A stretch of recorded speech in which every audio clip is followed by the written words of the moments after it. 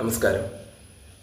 മലയാള നോവലിസ്റ്റും കഥാകൃത്തുമായിരുന്ന ബേപ്പൂർ സുൽത്താൻ എന്ന അപരനാമത്തിൽ അറിയപ്പെട്ടിരുന്ന വൈക്കം മുഹമ്മദ് ബഷീറിൻ്റെ ഓർമ്മ ദിനമാണ് ഇന്ന്, ജൂലൈ 5.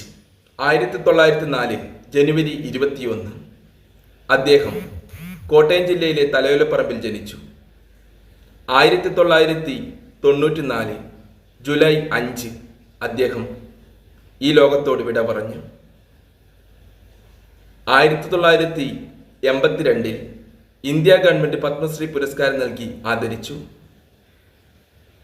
1970 അദ്ദേഹത്തിന് കേന്ദ്ര സാഹിത്യ അക്കാദമി ഫെലോഷിപ്പ് നൽകി.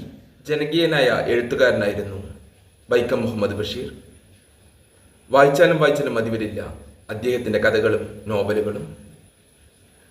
മലയാളികൾക്ക് ഏറ്റവും കൂടുതൽ ഇഷ്ടമുള്ള എഴുത്തുകാരിൽ ഒരാളാണ് വൈക്കം മുഹമ്മദ് ബഷീർ.